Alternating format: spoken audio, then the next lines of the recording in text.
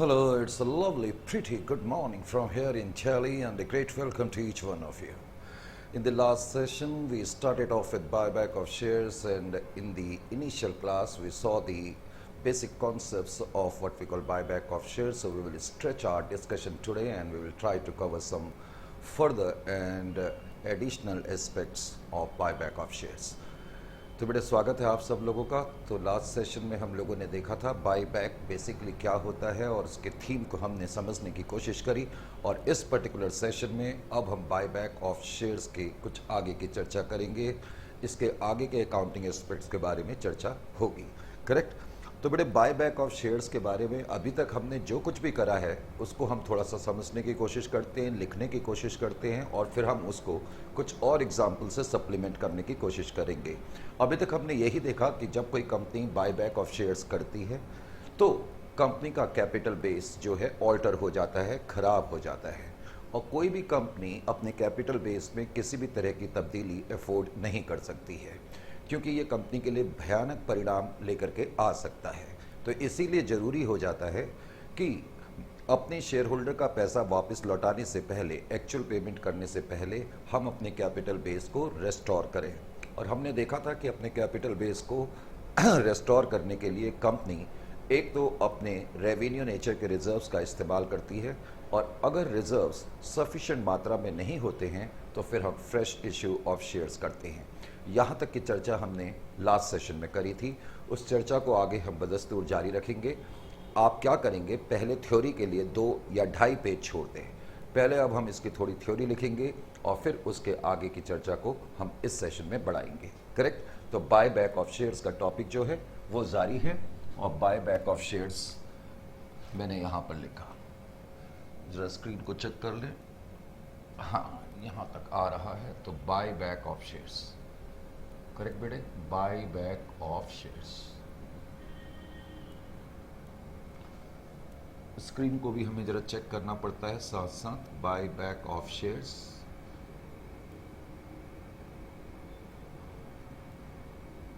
तो buyback of shares की चर्चा अब हम स्टार्ट करते हैं। आइए बेटे फटाफट मेरे साथ लिखना शुरू करें। पहले हम बाय बैक की कुछ नॉर्मल चीज़ों के बारे में बातचीत करेंगे और उसके बाद हम अपनी चर्चा को आगे बढ़ाएंगे। ठीक है। तो आप मेरे साथ साथ लिखना शुरू करें। एक मिनट में जरा वायरिंग ठीक कर लूँ। लाइए जी, buyback of share. Buyback of shares simply refers to buyback of shares. Buyback of shares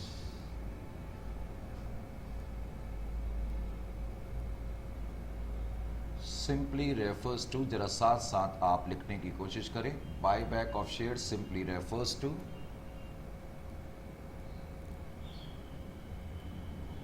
repurchase of own shares, repurchase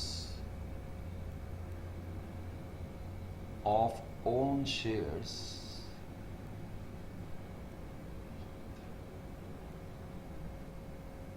by an entity, by an entity। तो बेटे एक एंटिटी जब अपने ही शेयर्स खरीदती है तो इनडायरेक्टली इसका मतलब है कि कंपनी अपने इक्विटी शेयर होल्डर का पैसा लौटा रही है। Is it clear to you? इसी को हम बाय बैक ऑफ शेयर्स कहते हैं, लेकिन हम इसको redemption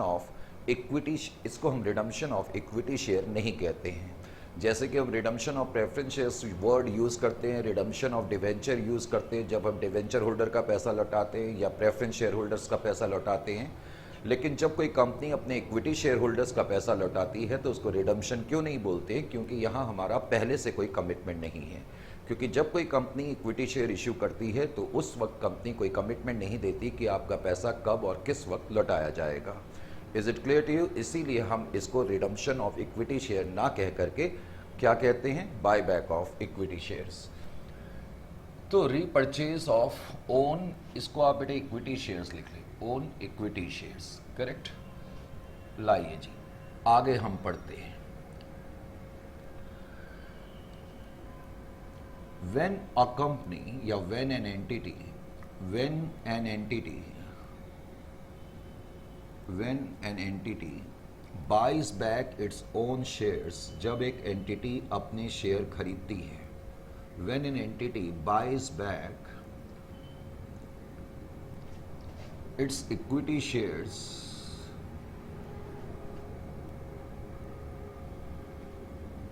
comma, the capital base of the company, the capital base of the company, लिखना शुरू करें, the capital base of the company, the capital base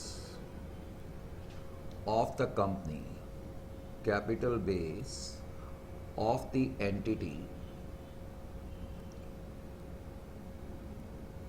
gets altered, gets altered. तो जब कोई कंपनी अपने इक्विटी शेयर्स का बाई बैक करती है तो कंपनी का जो कैपिटल बेस है उसमें कुछ तब्दीलियां आ जाती हैं. Isn't it or not? Next paragraph में, as a rule no entity can afford, no entity can afford any changes, no entity can afford any changes in its capital base, in its capital base. कोई भी company अपने capital base में किसी भी तरीके के changes afford नहीं कर सकती है. Is it clear to you? और बेटे कैपिटल बेस का मीनिंग मैंने आपको बताया था. कैपिटल बेस के 3 कंपोनेंट होते हैं, that is equity share capital plus preference share capital plus capital redemption reserve. तो कोई भी कंपनी अपने कैपिटल बेस में किसी भी तरह की तब्दीलियां अफोर्ड नहीं कर सकती हैं as it brings about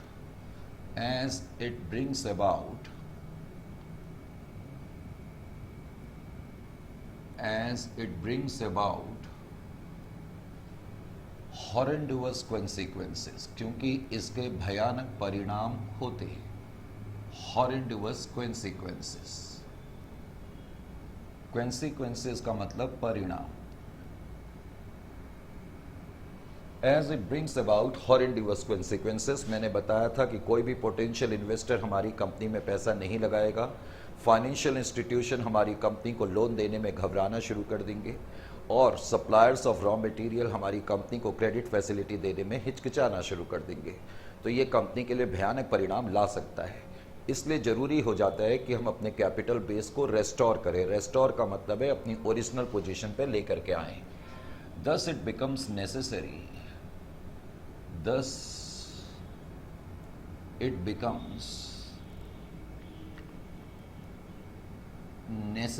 या इम्पेरेटिव. इम्पेरेटिव का मतलब है urgent. Thus it becomes imperative,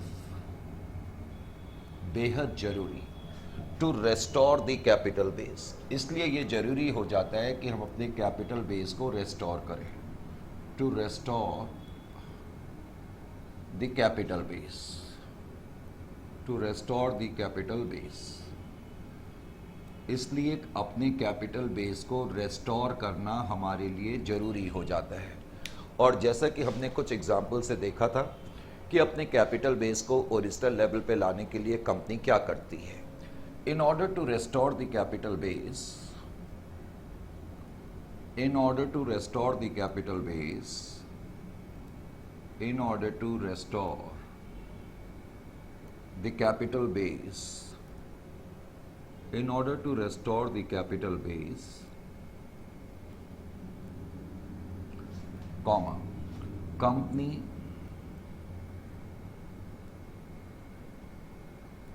utilizes its, company utilizes its reserves, revenue reserves, its revenue reserves,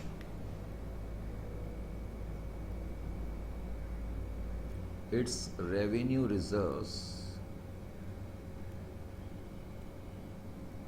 such as, कौन कौन से, सच एज रेवेन्यू रिजर्व बेटे कौन कौन से होते हैं ध्यान दें, such as profit and loss account credit balance, general reserve,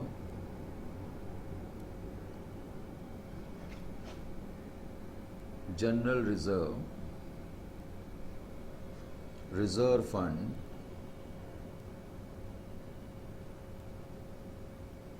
dividend equalisation fund, dividend equalisation fund, dividend equalisation fund, dividend equalisation fund, dividend equalisation fund, insurance fund,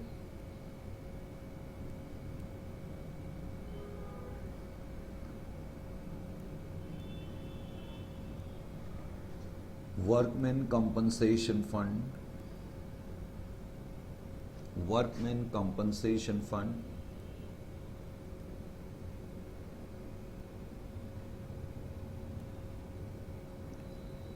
etcetera. तो अपने कैपिटल बेस को रेस्टोर करने के लिए company क्या करती है, अपने रेवेन्यू नेचर के रिजर्व्स का इस्तेमाल करती है। Is it clear to you बेटे? लेकिन अगर रिजर्व सफिशिएंट नहीं है तो हम फ्रेश इश्यू करते हैं।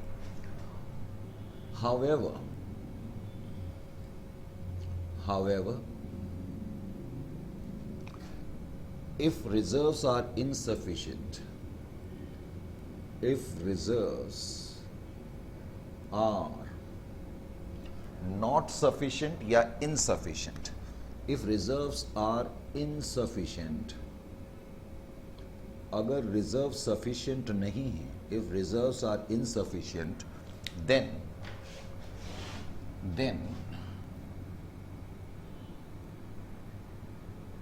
company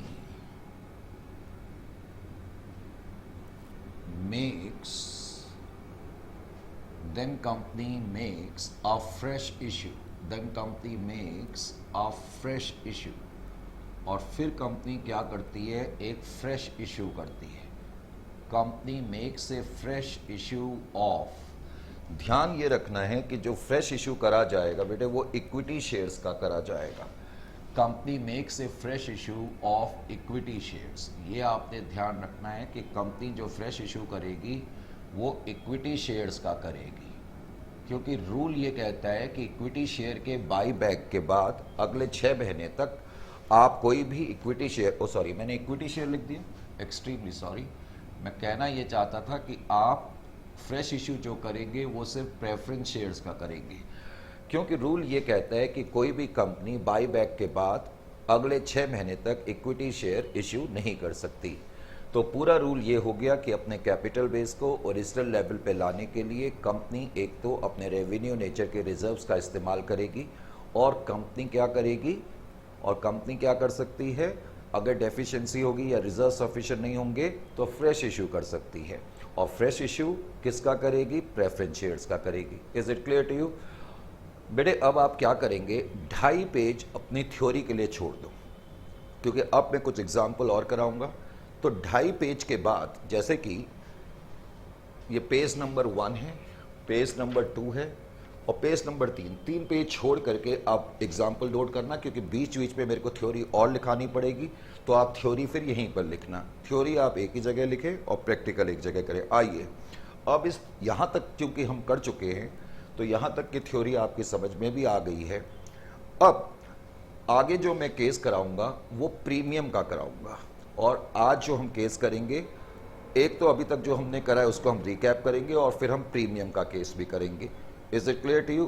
तो उनकी थ्योरी जो होगी वो हम बाद में लिखेंगे, लेकिन जब मैं थ्योरी लिखने के लिए कहूँगा तो आप यहीं से कंटिन्यू करेंगे। ठीक है बेटे? तो मैं इसको मिटा रहा हूँ, और मिटाने के बाद अब हम आज के कुछ एग्जाम्पल्स नोट करते हैं।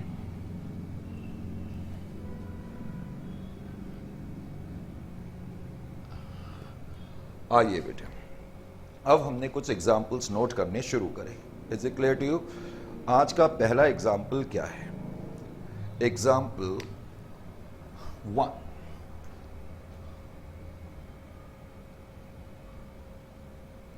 या इसको लिखो आप कॉन्सेप्ट क्वेश्चन 1, कॉन्सेप्ट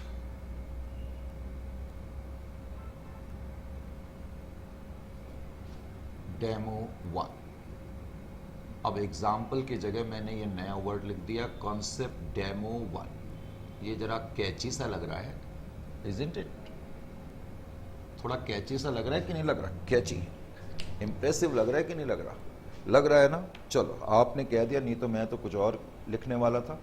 चलो जी बेटे, अब हम एक डेमोन्स्ट्रेशन करते हैं और डेमोन्स्ट्रेशन करके जरा इसको समझने की कोशिश करते हैं। आइए जी, फटाफट आ जाओ सर, फटाफट आ जाएं। यस, सबसे पहले तो मैंने एक एग्जाम्पल लिखा, तो कॉन्सेप्ट डेमो में लिखो balance sheet extract, balance sheet extract, balance sheet extract of, ये बैलेंस शीट के टुकड़े हैं। एक्सट्रैक्ट का मतलब piece of information. Balance sheet extract of 005 limited, ये कंपनी का नाम है। तो कोई कंपनी है और उसकी बैलेंस शीट का एक टुकड़ा आपको गिवन है। बैलेंस शीट उस कंपनी की जो दी हुई है, उस कंपनी की इक्विटी और लायबिलिटी साइड आपको गिवन है। क्या गिवन है? Equity and liability side. बेटे आपको मालूम ही है ना, आजकल लायबिलिटी साइड को इक्विटी एंड लायबिलिटी कहते हैं। तो इक्विटी और लायबिलिटी साइड कंपनी की गिवन है। इक्विटी और लायबिलिटी साइड में क्या क्या लिखा हुआ है? Share holders fund, share holders fund, और शेयर होल्डर फंड्स के अंदर भी क्या लिखा है? एक तो कहता है share capital, share capital, share capital के अंदर भी कहता है equity share capital 5000 shares of ₹100 each, that is equal to 5 lakh. इस कंपनी की इक्विटी शेयर कैपिटल कितने की है? 5 लाख की है। फिर कहता है 10% preference share capital, 10% preference share capital मान लेते हैं ये भी इतने की है, 5000 shares of 100 each, that is equal to 5 lakh. फिर कहता है reserves and surplus, reserves and surplus, reserves and surplus के अंदर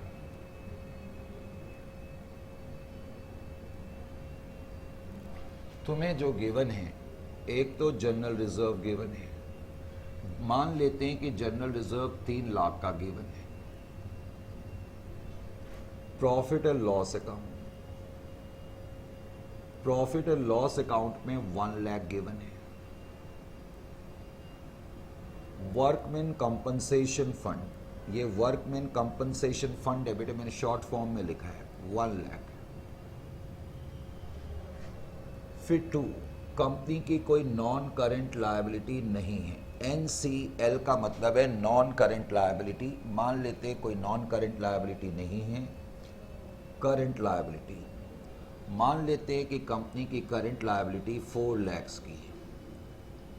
तो ये लायबिलिटी साइड की इंफॉर्मेशन है, करेक्ट। हमें अभी फिलहाल एसेट साइड की इंफॉर्मेशन चाहिए भी नहीं, तो हम कह सकते हैं कि इस केस में 10 लाख, 13 लाख, 14 लाख, 15 लाख और 4 लाख। चलो इसको भी फिर 5 लाख कर देते हैं। तो लायबिलिटी साइड का टोटल आपका 20 लाख का गिवन है। This is your liability side, correct. अब क्वेश्चन में इसके आगे लिखा हुआ है कि on this date, on this date directors decide, on this date directors decide, on this date directors decide, इस दिन डायरेक्टर्स ने डिसाइड करा, on this date director decide to buy back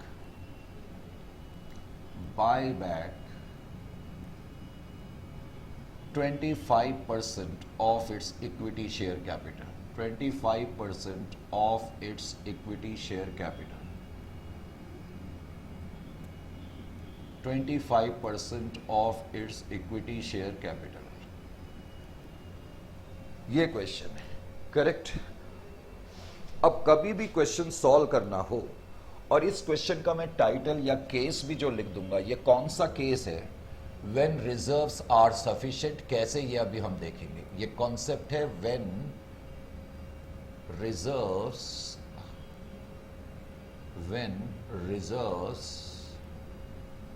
are sufficient.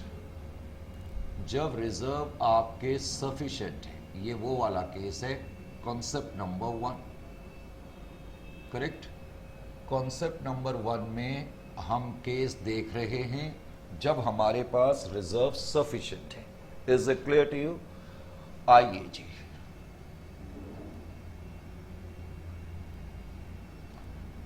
अब सबसे पहले तो कभी भी क्वेश्चन को सॉल्व करना हो तो हमेशा एक चीज का ध्यान रखें, आराम से देखो इस कंपनी के कितने शेयर हैं। पहले हमेशा आराम से काम करने की आदत होनी चाहिए।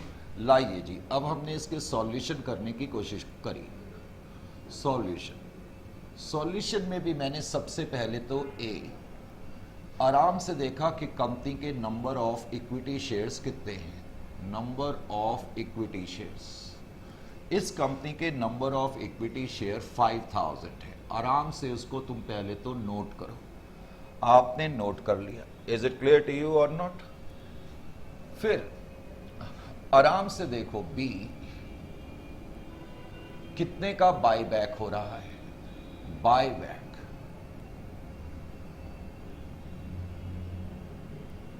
बैक जो हो रहा है वो 25% हो रहा है। 25% का मतलब 1250 शेयर का बाय बैक हो रहा है। 1250 shares, is it or not? 1250 share का बाय बैक है। फिर step number C. Step number C में अब आपने क्या देखना है, इनफैक्ट इतना देखने के बाद अब आप आगे से एक काम और करेंगे। अब आप आराम से देखो नॉमिनल वैल्यू, जो बाय बैक हो रहा है उसकी नॉमिनल वैल्यू कितनी है। Is it clear to you? तो नॉमिनल वैल्यू कितनी हो जाएगी, दैट इज इक्वल टू जो इक्विटी शेयर कैपिटल का आप बाय बैक कर रहे हैं, nominal value of buy back,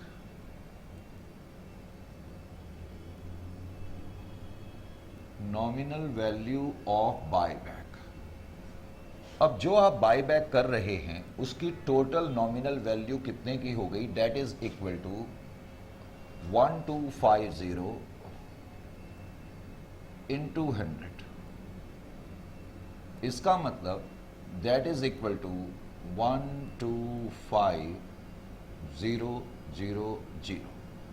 इसका मतलब 1,25,000 रुपए का बायबैक हो रहा है। 1,25,000 रुपए का बायबैक है। 1,25,000 का अब मुझे बायबैक करना तो है। सबसे पहले आप जब एंट्री लिखेंगे तो आपको इस बात का भी ध्यान रखना है, और आपको याद भी होगा कि मैंने बताया भी था, जब हम अपनी एंट्रीज करेंगे तो हमें क्या क्या करना होगा। Entries, journal entry. अब आप जर्नल एंट्री करेंगे, जर्नल एंट्रीज।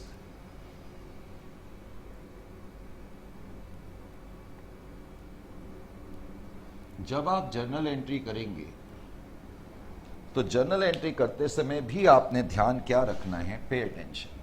सबसे पहली एंट्री आपकी क्या होगी, entry number A, amount due for buyback या amount due to equity shareholders, amount due to equity share holders.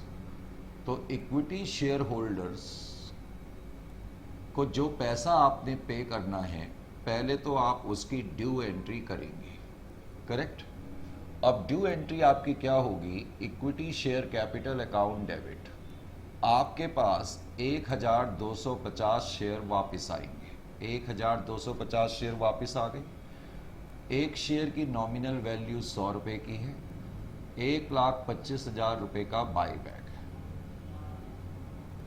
फिर मैंने बताया था कि आप टू इक्विटी शेयर होल्डर ना लिख करके equity share buyback account लिखेंगे। Equity share buyback account, equity share buyback account. Is it clear to you? अब हमें मालूम है कि जब हम ये एंट्री करते हैं, मैंने बताया था कि हमारा कैपिटल बेस बिगड़ जाता है। अब अपने कैपिटल बेस को ओरिजिनल लेवल पे लाने के लिए हमें क्या करना होगा? अपने कैपिटल बेस को ओरिजिनल लेवल पे लाने के लिए हम अपने रेवेन्यू नेचर के रिजर्व्स का इस्तेमाल करेंगे। तो हम यहाँ पर सबसे पहले तो एक टाइटल लिख देंगे। टाइटल मैंने क्या लिखा, चलो अलग से कर देते हैं, आपको समझाने के लिए बार बार फिर उसकी जरूरत पड़ेगी। यहाँ पर मैंने लिख दिया वर्किंग फॉर रेस्टोरेशन ऑफ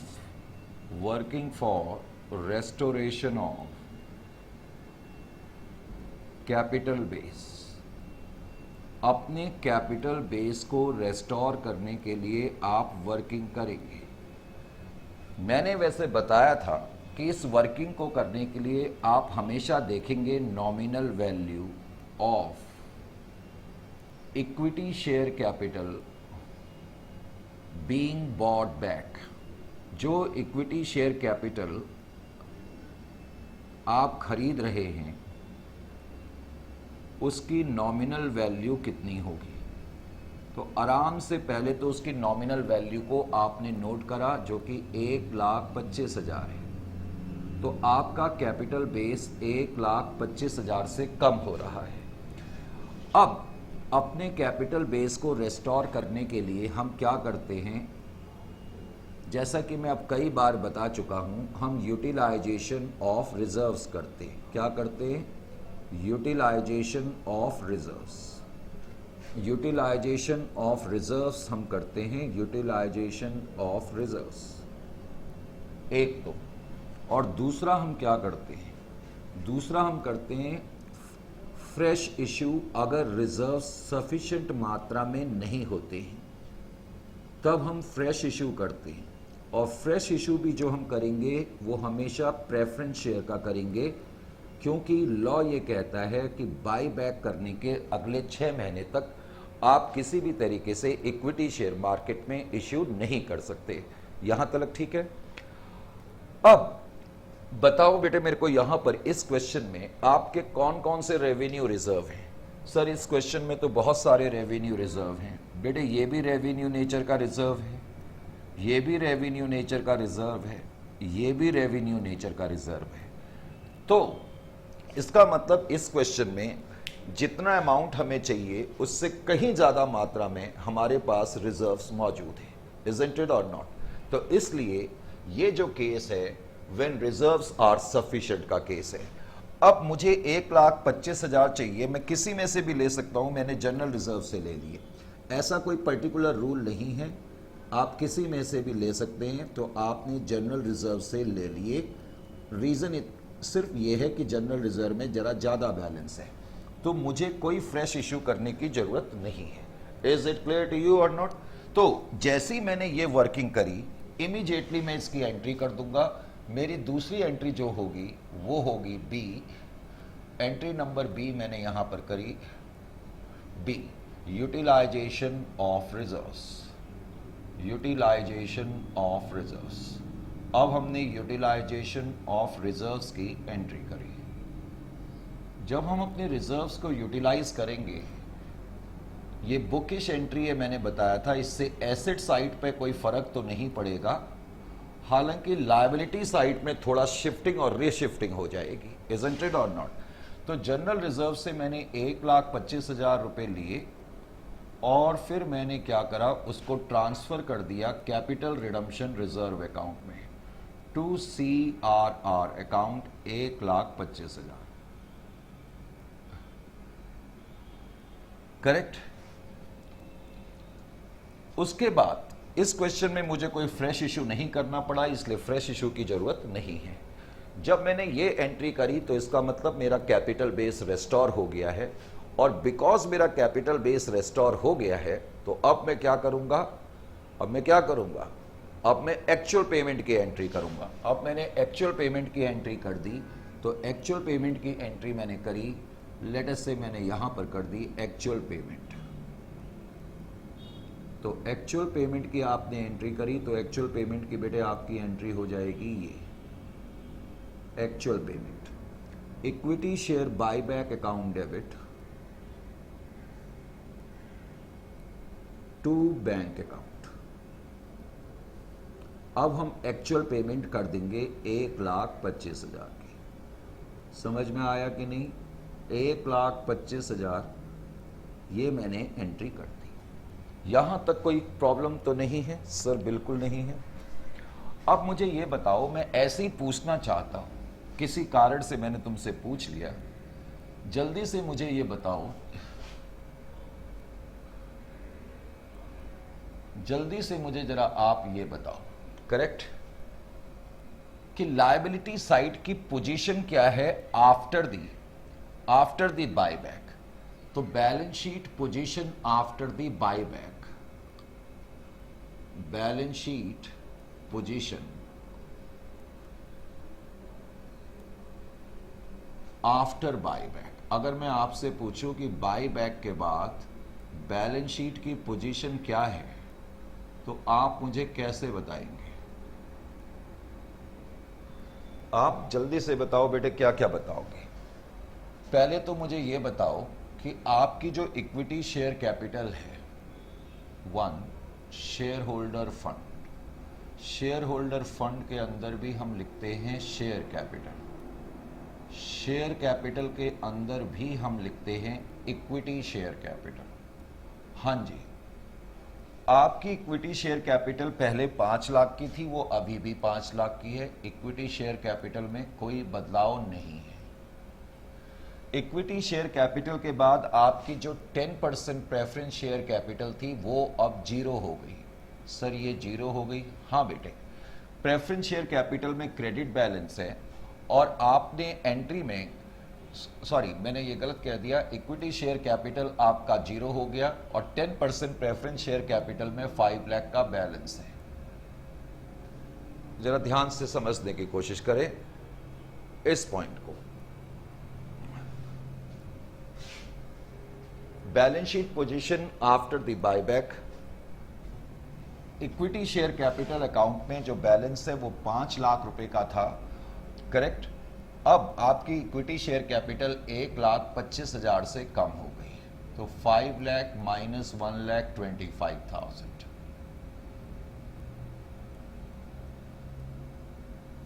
तो 3,75,000 इक्विटी शेयर कैपिटल अकाउंट में बैलेंस है, 3,75,000, correct. Preference share capital account में 5 लाख रुपीस थे, अभी भी 5 लाख है। उसके बाद फिर आपके जनरल, आपके रिजर्व्स की क्या पोजीशन है? Reserves and surplus. General reserve में आपके 3 लाख रुपए थे। 3 लाख रुपए में से आपने 1,25,000 रुपए इस्तेमाल कर लिए, यूटिलाइज कर लिए, तो इसमें जो बैलेंस है 1,75,000 का है। Is it clear to you or not? और मैंने ये प्रेफरेंस शेयर कैपिटल नील लिखी हुई है, तो प्रेफरेंस शेयर कैपिटल में 5 लाख का बैलेंस है। हाँ जी, उसके बाद फिर प्रॉफिट एंड लॉस अकाउंट है। प्रॉफिट एंड लॉस अकाउंट में जो बैलेंस था 1 लाख रुपए का, उसमें अभी भी बैलेंस 1 लाख का मौजूद है, क्योंकि पीएनएल अकाउंट को हमने यूटिलाइज ही नहीं करा। Is it clear to you? Workman compensation fund, workman compensation fund में बैलेंस 1 लाख था, वो अभी भी 1 लाख रुपए का बैलेंस है। Is it clear to you? उसके बाद फिर करंट लायबिलिटीज जो हैं, करंट लायबिलिटी में किसी तरीके का कोई बदलाव नहीं है। नॉन करंट लायबिलिटी तो आपकी थी ही नहीं। उसके बाद करंट लायबिलिटी, करंट लायबिलिटी जो है वो 5 लाख की है, तो आपने 5 लाख रुपीस लिख दिया। Is it clear to you?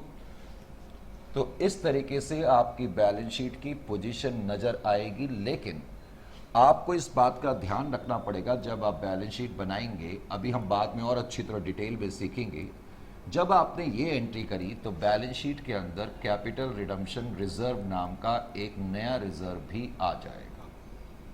तो आपकी अब पोजीशन बैलेंस शीट की कुछ इस तरीके से नजर आएगी। इसको नेक्स्ट सेशन में हम जारी रखेंगे। ठीक है बेटे।